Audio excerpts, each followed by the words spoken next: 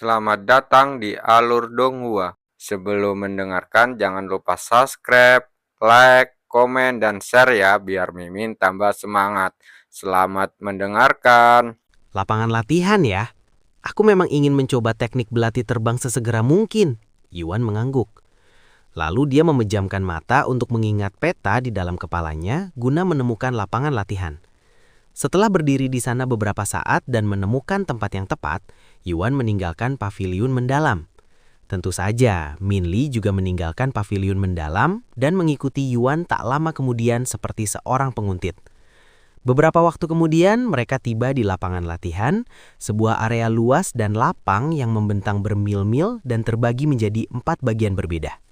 Di salah satu bagian area tersebut, terdapat tembok-tembok besar dan panjang yang tampaknya terbuat dari baja yang tersebar di seluruh area. Sementara beberapa murid terlihat meninju tembok-tembok baja tersebut. Di area kedua, terdapat lebih dari 100 boneka berbentuk manusia yang terbuat dari kayu, dan boneka-boneka ini tampaknya dapat bergerak sendiri dan membela diri dari serangan para murid. Namun boneka-boneka ini tampaknya tidak memiliki kemampuan untuk menyerang murid tersebut. Sementara itu, di area ketiga, terdapat juga boneka-boneka, dan tidak seperti di area kedua. Boneka-boneka ini menyerang para murid dengan agresif pula. Adapun area keempat, terdapat selusin arena berukuran sedang, dan saat ini ada beberapa murid yang sedang berlatih tanding di arena-arena tersebut. Sebenarnya ada area kelima di tengah, tetapi area itu benar-benar kosong kecuali beberapa murid yang duduk di lantai dengan mata tertutup. Tampaknya sedang berlatih meditasi. Yuan langsung berasumsi bahwa tempat ini adalah area istirahat bagi para murid, karena tidak mungkin seorang kultivator yang waras akan benar-benar berlatih di tempat terbuka dan dikelilingi oleh begitu banyak orang dan kebisingan. Dinding apa itu di sana? Dan mengapa mereka berulang kali meninjunya? Gumam Yuan dengan suara penasaran setelah melihat aktivitas mereka yang tidak biasa. Itu adalah dinding penyerapan. Konon tak terkalahkan oleh serangan fisik dan memiliki kemampuan regenerasi.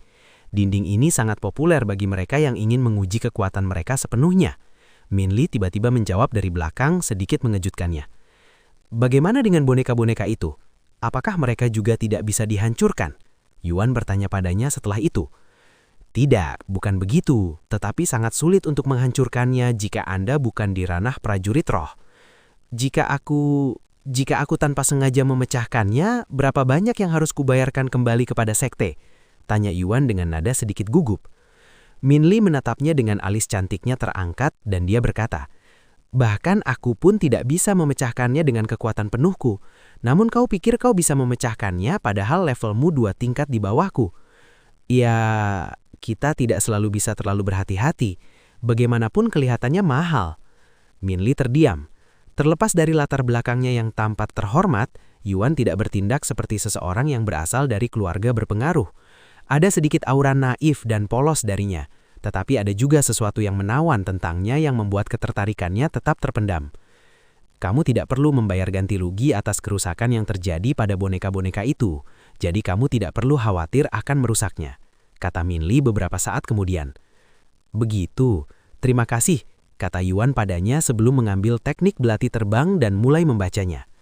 Min Li kembali mengangkat alisnya setelah melihat hal ini. Apa yang sedang kamu lakukan sekarang? Tanyanya padanya.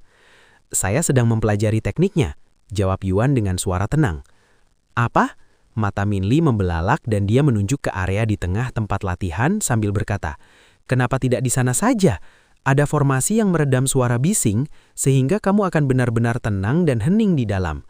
Namun sebelum Min Li sempat menyelesaikan kalimatnya, Yuan menutup teknik tersebut dan melemparkan kembali ke cincin spasialnya dengan ekspresi tenang di wajahnya. Kamu telah mempelajari belati terbang. Belati terbang. Peringkat, Fana. Tingkat penguasaan, 1. Deskripsi, kendalikan belati kamu dengan energi spiritual dan lemparkan belati tersebut melintas medan perang. Bunuhlah emus-muhmu dari jarak jauh.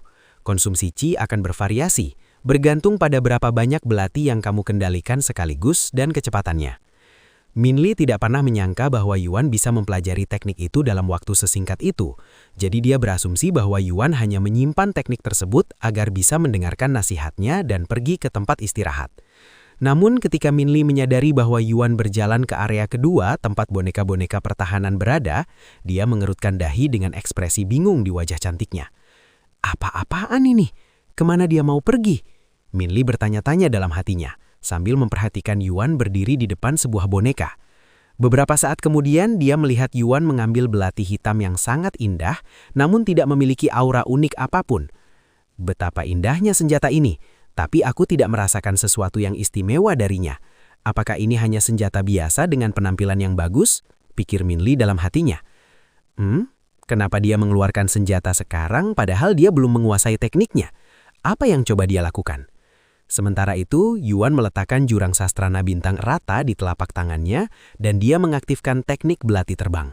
Jurang sastrana bintang mulai bergetar pada detik berikutnya, dan setelah beberapa detik lagi, dia mulai melayang di udara dengan cahaya merah remang di sekitar belati tersebut.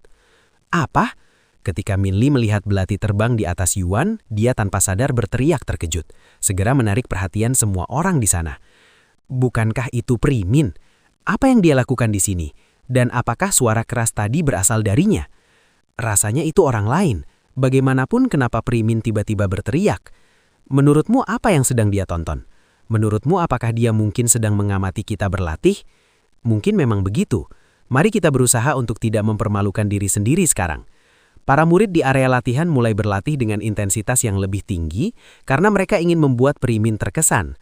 Namun sayangnya mereka tidak menyadari bahwa dia sama sekali tidak memperhatikan mereka dan tatapannya tertuju pada sosok Yuan. Apakah itu teknik yang baru saja dia dapatkan dari paviliun mendalam, belati terbang? Tapi itu tidak mungkin, dia tidak punya waktu untuk mempelajarinya. Minli kembali menangis dalam hati setelah menyaksikan Yuan melayang belati jurang sastrana bintang.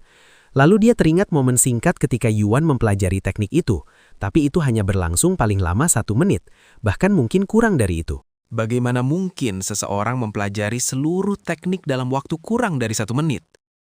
Bahkan jika itu teknik tingkat terendah sekalipun, prestasi seperti itu seharusnya tidak mungkin. Pasti tekniknya berbeda. Minli memaksakan diri untuk percaya bahwa Yuan hanya menggunakan teknik yang serupa. Namun, ketika dia melihat Yuan mengendalikan belati dan membuatnya terbang persis seperti teknik belati terbang, matanya kembali membelolak kaget.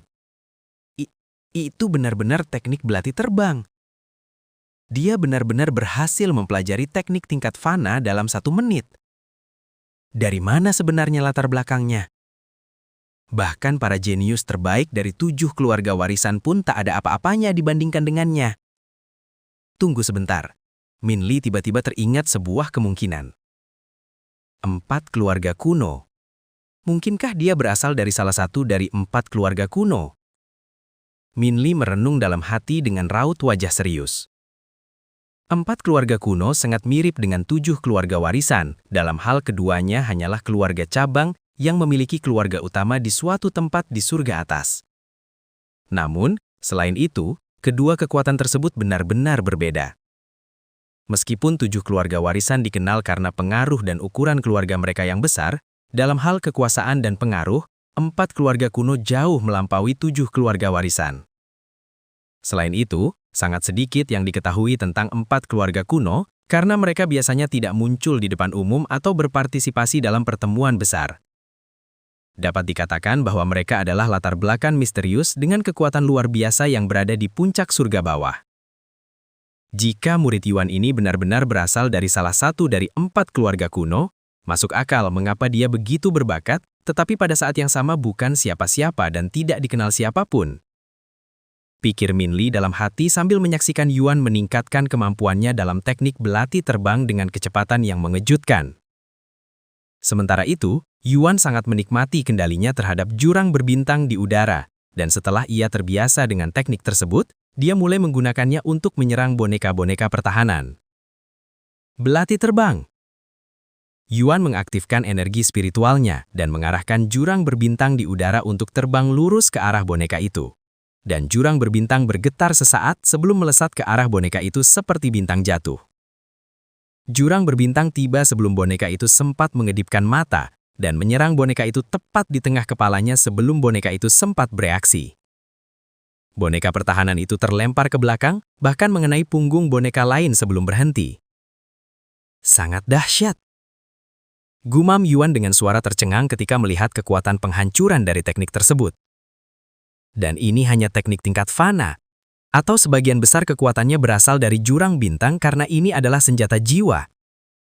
Sementara itu, mulut Min Li mengapang besar karena terkejut setelah menyaksikan pukulan dahsyat dari teknik belati terbang. Astaga! Belati terbang hanyalah teknik tingkat fana yang dikenal cepat tapi lemah. Namun, dia menunjukkan kekuatan dengan teknik yang bahkan menyaingi teknik penghancuran tingkat bumi. Belum lagi dia baru mempelajari teknik itu belum lama ini. Min Li menangis dalam hati. Beberapa saat kemudian, boneka yang terkena serangan belati jurang perlahan kembali berdiri di depan Yuan, tetapi ada retakan kecil di dahinya. Meskipun aku tidak perlu membayarnya, aku seharusnya tidak menghancurkannya. Pikir Yuan dalam hati, dan dia melanjutkan latihannya dengan teknik belati terbang.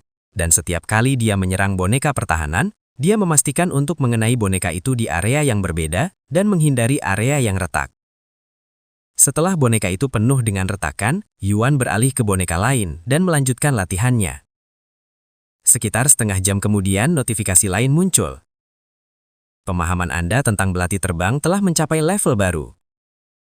Tingkat penguasaan belati terbang, 1 menjadi 2. Mari kita lihat seberapa besar perbedaan yang dihasilkan oleh satu level penguasaan saja. Gumam Yuan dengan penuh antisipasi sebelum menggunakan belati terbang di jurang berbintang dan menyerang boneka pertahanan dengan kekuatan dan kecepatan penuh. Jurang berbintang yang melayang di udara tiba-tiba berkedip dan menghilang. Dan secepat kedipan mata, jurang berbintang itu telah mencapai boneka di dalam dada.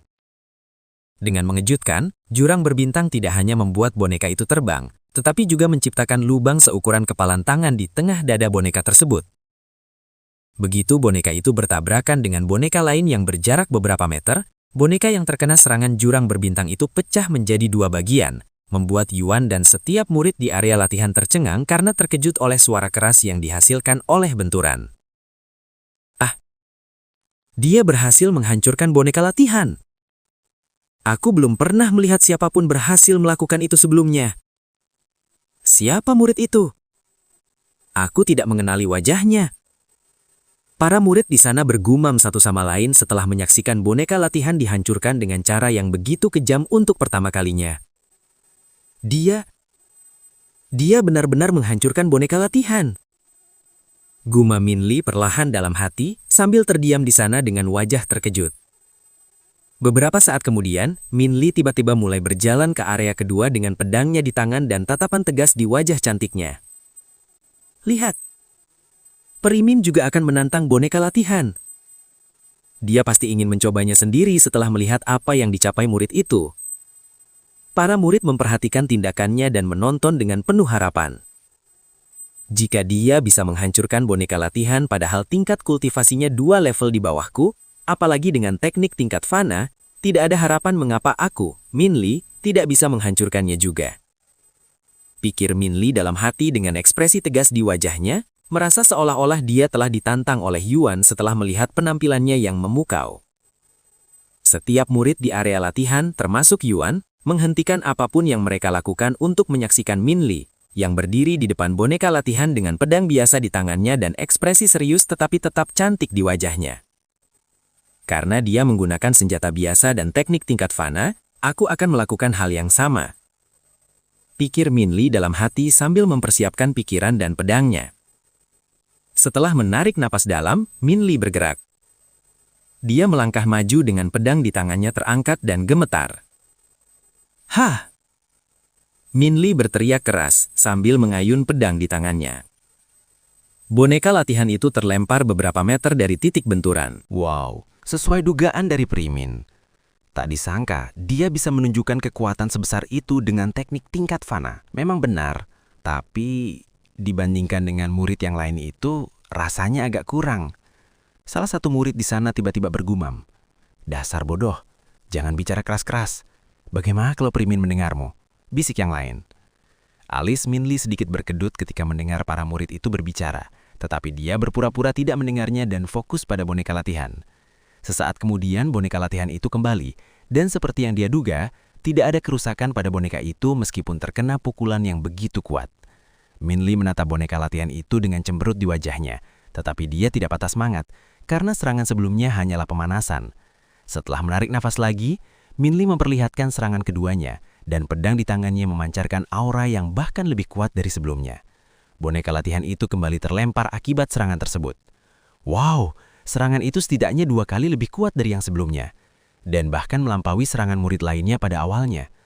Seperti yang sudah kuduga dari Primin, aku tahu serangan pertamanya hanyalah pemanasan. Namun terlepas dari pujian para murid, Minli sama sekali tidak merasa senang, karena dia tahu betul bahwa menghancurkan boneka latihan saja tidak cukup. Boneka latihan itu kembali ke sisinya beberapa saat kemudian, dan ada sedikit retakan di tubuhnya, tetapi itu tidak signifikan dan hanya dapat dianggap sebagai kerusakan permukaan. Bagaimana mungkin? Minli merenung dalam hati. Meskipun aku hanya menggunakan senjata biasa, penguasaanku terhadap teknik tingkat fana ini telah lama mencapai puncaknya setelah berlatih selama lebih dari 10 tahun. Namun tetap tidak bisa dibandingkan dengan teknik belati terbangnya yang baru saja dia pelajarinya belum lama ini. Ini tidak masuk akal. Kecuali... Minli menoleh untuk melihat senjata indah di genggaman Yuan. Kecuali jika itu bukanlah senjata biasa sama sekali. Aku telah ditipu oleh ketiadaan auranya. Senjata itu pasti harta karun yang ampuh. Tidak mungkin seseorang dari keluarga kuno membawa senjata biasa. Karena itu, aku juga akan menggunakan senjata pribadiku. Setelah meyakinkan dirinya sendiri bahwa jurang berbintang Yuan sebenarnya adalah harta karun dan bukan senjata biasa sama sekali, Minli menyimpan pedang biasa miliknya dan mengambil pedang biru indah yang memancarkan aura tajam dan mendalam yang membuat para murid merinding saat melihatnya. Itu dia, harta karun tiket surga milik Primin, Jarun Peri Abadi. Wow, bilah pedang itu sangat tipis. Aku belum pernah melihat yang seperti itu sebelumnya. Tapi bukankah itu akan mempengaruhi daya tahannya? Apakah kau bodoh? Itu harta karun tingkat surga. Kau tidak bisa menilai harta karun dari penampilannya. Meskipun bilahnya sangat tipis, sebenarnya pedang ini lebih tahan lama daripada pedang besar sekalipun. Setidaknya itu yang kudengar. Sembari para murid saling bergumam, Minli mempersiapkan diri untuk serangan ketiga. Beberapa saat kemudian, Minli melangkah ke depan sambil berteriak dengan suara keras. Hah!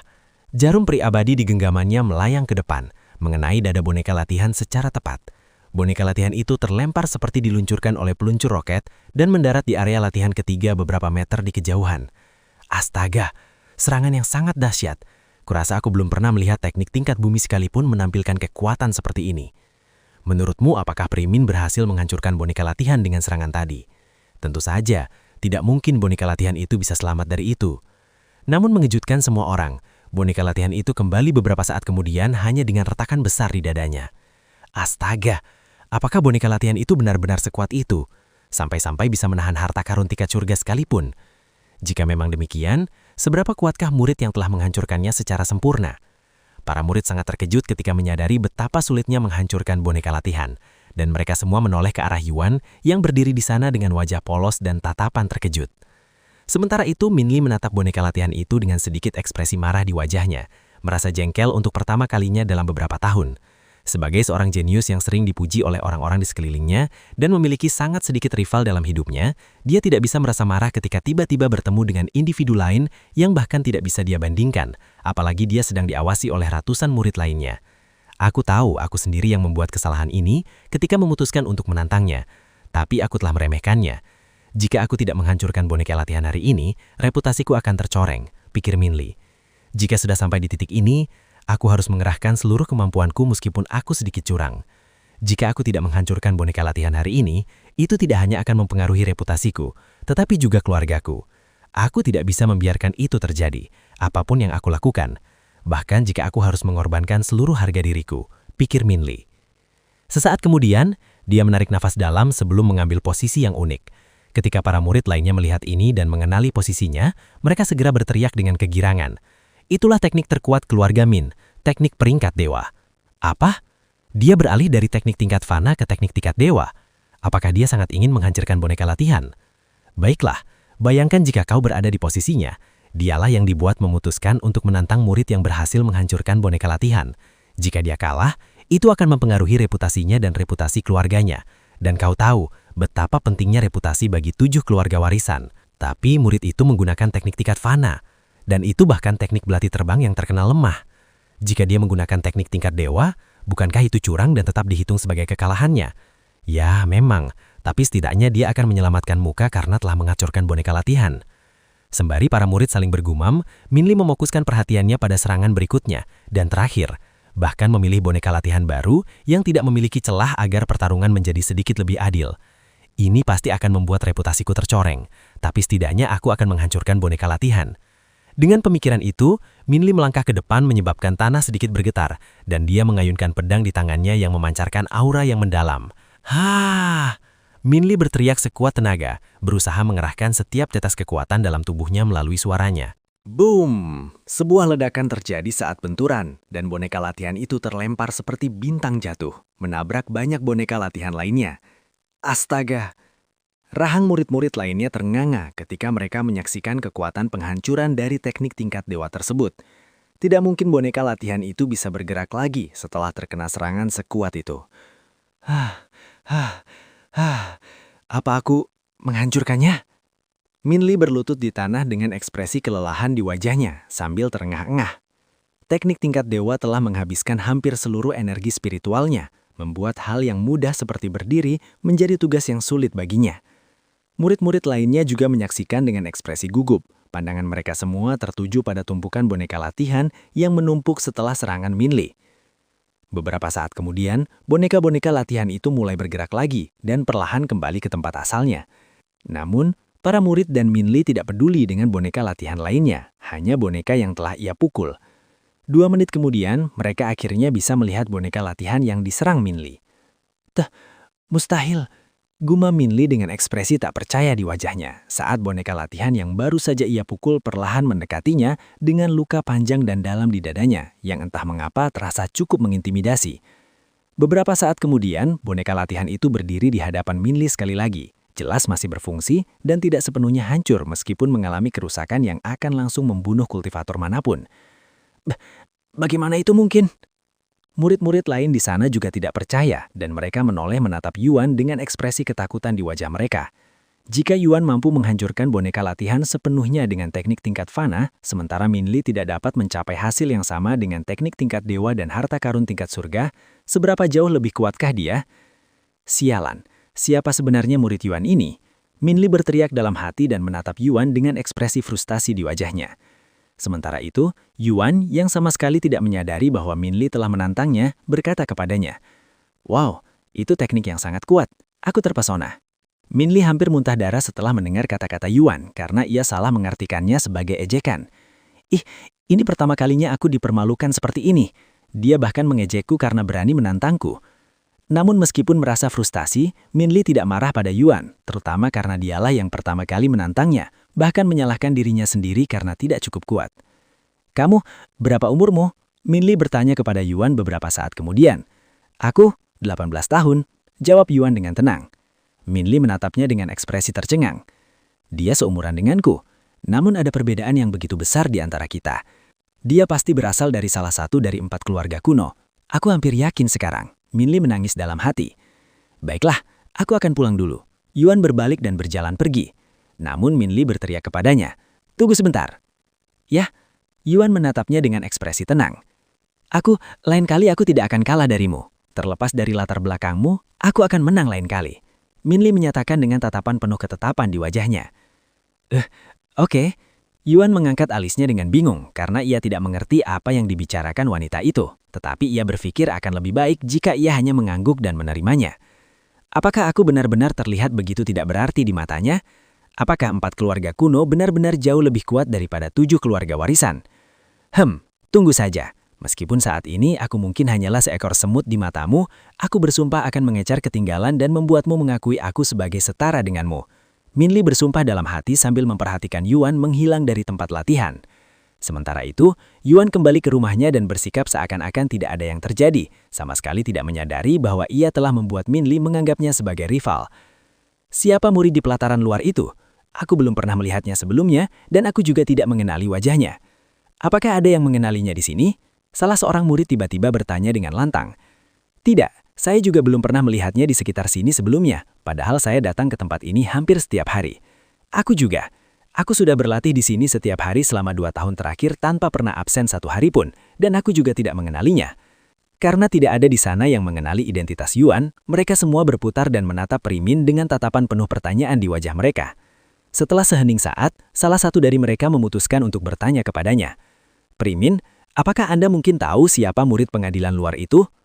"Aku tidak mengenalnya," jawab Minli dengan suara kesal sebelum berdiri dan menepuk-nepuk pakaian dan lututnya. Setelah memperbaiki penampilannya, Minli berjalan pergi menahan keinginan untuk menangis, karena tanpa sengaja mengalami kekalahan memalukan dari Yuan di depan begitu banyak murid, yang pasti akan mempengaruhi reputasinya dan mungkin juga reputasi keluarganya. Beberapa saat kemudian, setelah Minli pergi, murid-murid di tempat latihan saling memandang dan berkata, "Kalian melihat betapa sedihnya Primin tadi. Aku rasa lebih baik kita tidak membicarakan ini." "Yah, aku juga berpikir demikian. Selain itu, berbicara buruk tentang Primin sama dengan menampar keluarga Min, dan aku tidak mau mengambil resiko menyinggung salah satu dari 7 keluarga warisan. Aku juga. Aku tidak melihat apapun di sini hari ini." "Bagus. Kalau begitu, mari kita bertindak seakan-akan tidak ada yang terjadi di sini hari ini." Namun meskipun mayoritas murid di sana setuju untuk merahasiakan apa yang terjadi hari ini, pasti ada beberapa di antara mereka yang tidak bisa menjaga mulut mereka dan membicarakan kejadian di tempat latihan kepada orang lain, yang dengan cepat menyebar ke seluruh sekte sebagai desas-desus. Untungnya bagi Primin, karena pada awalnya hanya sedikit orang yang membicarakannya, murid-murid lain meragukan desas-desus ini ketika mereka mendengarnya, karena terlalu sulit dipercaya. "Apa? Primin kalah dengan murid pengadilan luar yang tidak dikenal dalam sebuah tantangan? Itu tidak masuk akal. Seorang murid pengadilan luar yang tidak dikenal berhasil menghancurkan boneka latihan dengan belati biasa dan teknik tingkat fana, yaitu teknik belati pisau. Bagaimana mungkin? Kamu pasti sedang bermimpi. Tidak mungkin Primin kalah dengan orang yang tidak penting. Hentikan omong kosongmu. Aku mengatakan yang sebenarnya."